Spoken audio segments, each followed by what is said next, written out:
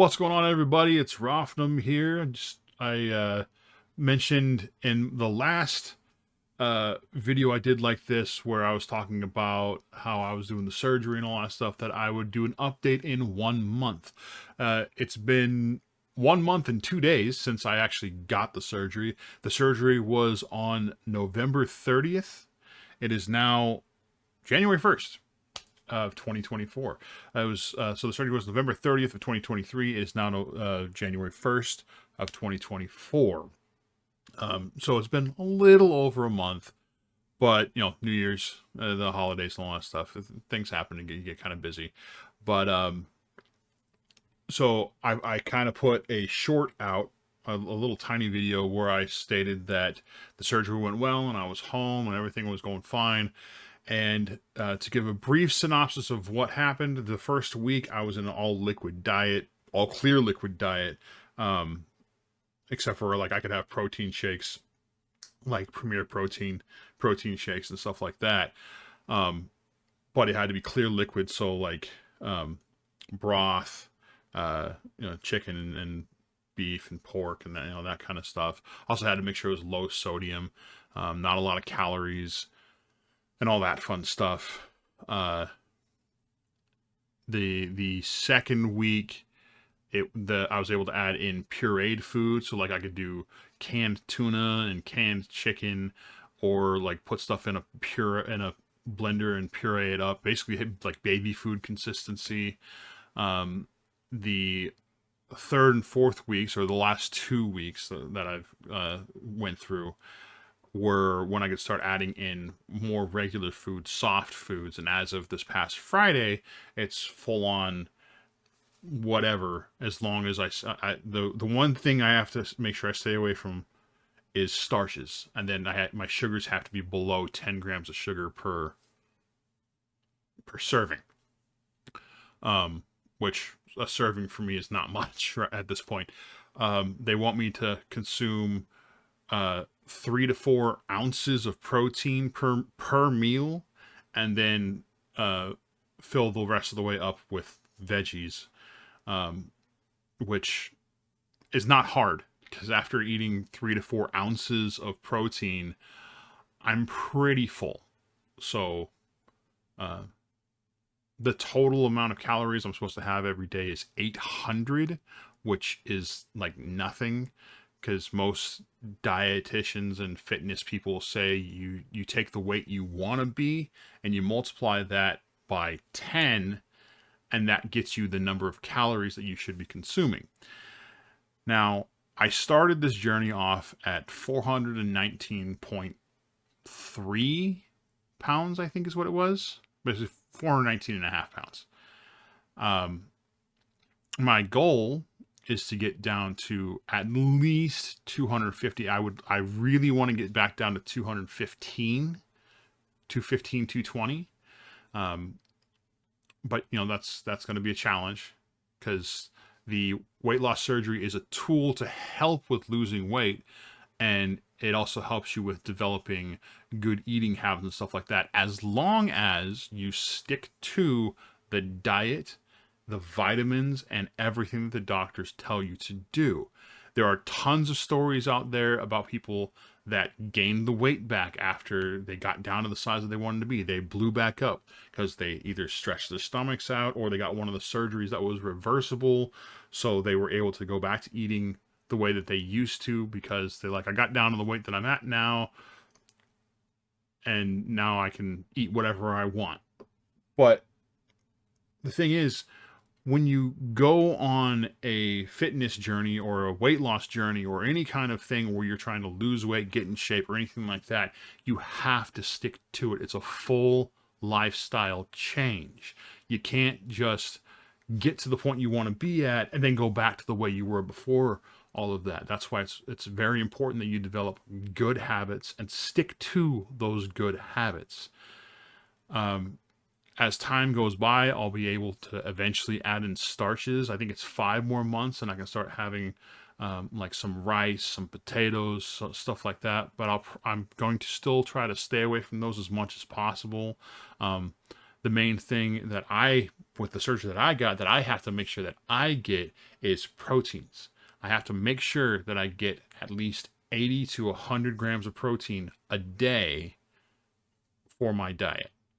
So every meal, I weigh out my proteins. I have a scale. I weigh out my proteins. I weigh out 4 ounces of protein, and then I start off with that, and I eat that first. That's what I've done every meal. Eat my protein first, and you eat it slowly. They want you to take about 30 minutes to eat. So I eat it slowly, and if I start to feel full, I'll sit and I'll wait and I'll let everything settle. And if I'm still hungry, I'll keep going. And then once I've had my fill of protein, whether it be finishing what I had, or I'm not really that hungry anymore, I might have a couple like broccoli florets or something like that. That's mostly what I've been having is broccoli and some green beans. I've had green beans a couple times, but those are my meals. Is protein. Like for breakfast, I do eggs and maybe a little bit of sausage and some onion, and that's my breakfast. Then lunch is like I made grilled chicken tenders, and I weigh out about 4 ounces of those, and then have some broccoli on the side, some like fresh broccoli, not cooked, with a little bit of sugar-free barbecue sauce for the strips, and a little bit of ranch, which the ranch that I use only has 1 gram of sugar per serving, and I don't even consume enough ranch to make it a full serving, so less than 1 gram of sugar for that, but also keeping track of the calories. And then for dinner, I'll do like pork chops with green beans or steamed broccoli, and that's dinner, or a 4 ounce chicken breast. So I've been taking a lot of time actually prepping food this past Friday. On Friday, I actually took a bunch of time and I cut up a whole bunch of chicken breasts into 4 ounce chicken patties, basically. And I get pork loins, big old long pork loins, and I cut those up into 4 ounce pieces. Remove a lot of the fat, which is disappointing to me because fat is one of the most flavorful things. Of the fat, especially on pork, is what retains all the flavor. Uh, um, but I can't have a lot of fat. I have to try to keep my fat consumption down to a minimum unless it's healthy fats. Like I can have cheeses and that kind of stuff. Healthy fats, avocados. Um, there's more. I just can't think of them off the top of my head right now. Olive oil. Olive oil is another thing that they say you can add in a tablespoon of olive oil in your meal. Um, but for the most part, I've just been sticking to uh, the diet plan. I have had a couple days, I think 3 or 4 days, where I didn't have an option on something to eat, but I have to eat something. I didn't have a good option on something to eat, so I was kind of forced to eat outside of the diet plan. Which, when that's the case, then you just make sure you eat it very slowly, because if you're eating any starches or anything like that, when those hit your stomach or you put any fluids on it, they tend to expand, so you have to be very careful. So that's the diet. Now, to get a little deeper into the surgery and what they did and what they removed, um, they removed a large chunk of my stomach. I believe it was 7/8 of my stomach, and I believe they shortened my intestines down to a foot. I think that was 5 feet of intestine that they removed. I'm not 100% sure about that. I'm not actually sure how much intestine you actually have in your body. I know I now have a foot of intestines. So now I have a foot. So I know how much intestine I have now is a foot. But I believe they removed 7/8 of my stomach. They also removed my gallbladder, and they also fixed a hiatal hernia that I had, all in one surgery. And the recovery time was real quick, real easy. I was up and moving around within a couple hours of waking up. Um, and everything went fine. My recovery's been fine, and I've put some pictures in this video to show my before surgery, after I got home, with still having the bandages on, so you can see the 6 incision sites where the bandages were. And then pictures from yesterday showing my progress, which visually there's not a lot of progress, but I am now down to 373.4 pounds as of this morning. So I've lost 46 pounds ish, give or take. So, making some really good progress. I'm already seeing in my clothes alone, I'm already seeing a substantial difference, specifically with my pants. I last week I pulled the last pair of pants way in the back of my closet, the smallest pair of pants that I own, and they're too big for me. Before I got the surgery, I couldn't even get them buttoned. Now they're too big for me. So I've lost a pretty good amount of weight. The problem is I'm still so large that, like, I don't want to go to a store, a regular clothing store, and buy clothes that'll fit me now, because I won't be wearing them that long. I'm losing weight fast enough to where if I were to go to the store and buy these clothes, I'd be out of them in a couple weeks, at a month at the most. So that'd be spending a ton of money. So I went to several thrift stores. The problem is, most thrift stores, you're not going to find clothes for extremely chunky or bigger people very easily. Mostly for men. You're not going to find men's clothing that is that size. Well, maybe if I lived in a bigger city, probably would be able to find some, because there'd be more thrift stores, more options, stuff like that. But I live in a very rural area. There's lots of ranches and farmland around here, lots of cows. We're not that far from the mountains where you're going to have the big redwoods from California. The ones that are hundreds of feet tall. Those beautiful big evergreens. But it's hard to find clothes that are cheap for me to wear right now. So right now I'm just suffering through having pants that are far too big for me, and having to wear suspenders for now, because if I put a belt on, it digs into my stomach. As of yet, I haven't really noticed having any real loose skin. It's still very early in this process. Starting tomorrow, I'll be able to start actually lifting weights again. I've been walking, but I'll be able to start lifting weights again. I have to start small, because I wasn't approved to lift anything over 10 pounds until I think the 3rd. So a couple days, I think, is when they'll release me to start actually lifting more than 10 pounds. But, so starting off with small weights and doing high rep exercises, along with the walking and making sure my diet is good, drinking lots and lots of water. I should have already drank more water than this. I'm supposed to have a sip of water every 5 to 10 minutes, which I've already been recording for almost 15 minutes, so I should have had 2 sips of water by now. That was my first one. But that being said, this is just an update on how things are going. I'm probably going to do these monthly. If there's any drastic changes, I will let you guys know. But so far, everything is going great. I healed up real good. I still have a couple of the incision sites are still healing up. The other ones, so literally 2 of the incision sites are still healing up. The other 4 are now just scars. But yeah, everything's healed up fine. I'm able to move around just fine.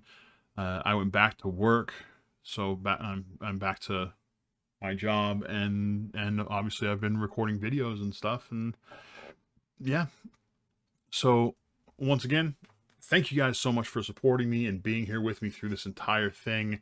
Um, if you are having issues with losing weight, talk to your doctor. Don't just immediately jump into a procedure like this, because it is a drastic life change. Make sure you do all the research that you can. Make sure you learn everything you can about what you'll be doing when you have a surgery like this, because it is a drastic life change. It's not just it's not just something you do on a whim.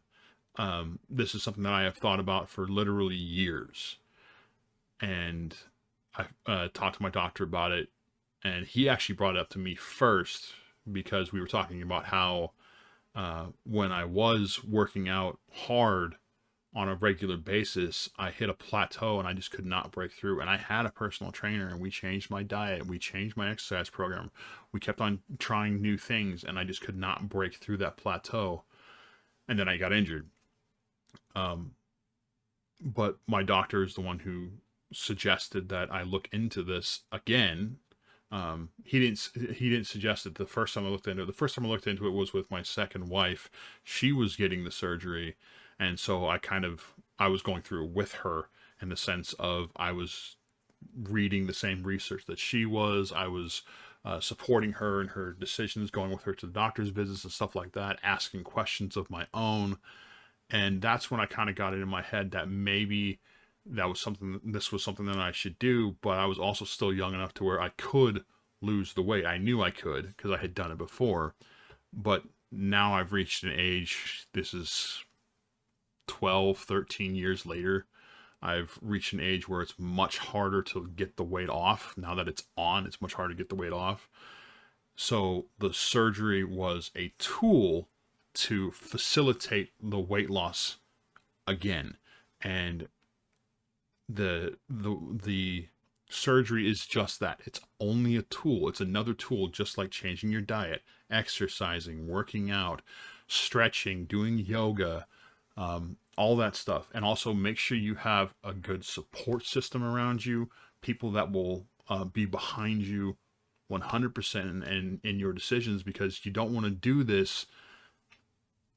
You'll have emotional highs and lows, and if you don't have a good support system, when you hit those emotional lows, they'll be really, really bad, and a bad support system will just make it worse. So getting weight loss surgery is a great tool, but it's not necessarily for everyone. You need to do your research, look into it, make sure that you have all your ducks in a row and you know exactly what to expect before you go and have the surgery. I would say before you even talk to your doctor about it, do all your research and then talk to your doctor, because your doctor may think it's a bad idea for you. Maybe it's not a good fit for you health wise. Maybe you have some health issues that are concerning, that might be exacerbated by having weight loss surgery. For me, I'm a pretty healthy guy. I was pre-diabetic. My H1C has come down some since the surgery. Not a lot, but it has come down some. And the only other issue I had is I have sleep apnea, which seems to be actually going away. I haven't had to use my CPAP except for like maybe 3 times since the surgery. Although it started off because every time I used my CPAP, I actually felt nauseous. Felt like I was going to throw up. So I couldn't use it for like the first week and a half. And then I went to use it, and it seemed like it actually messed with my sleep more than it helped. So the only time I've really used the CPAP is when like I'm really congested and stuffed up, or I'm having a hard time breathing. Or there was one night I used it just because I have one of the nasal ones. It hooks under my nose and wraps around my head. So occasionally you'll see a video where I'll have like lines on the side of my face. It's because I went straight from bed to recording, and I still have the lines from my CPAP on the side of my face. But it's getting colder, and the CPAP machine that I have heats up air to what is considered normal body temperature, so your body's not struggling to heat up or cool down the air while you're trying to sleep, because that also does affect your sleep. So there was one night that it was so cold, my nose was freezing and I could barely breathe through it, so I put the CPAP on just so it would warm up my nose. I know there's a stupid reason to wear it, but that's what I used it for. Used it as a heater, basically. But yeah, so if this is something that you're considering doing, make sure you do all your research and plan ahead.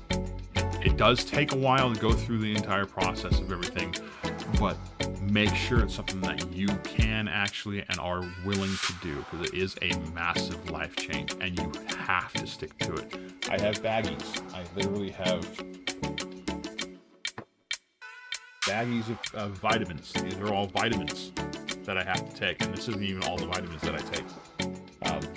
These are the ones that I take multiples of every day. There are other vitamins that I take that I only take one time every day.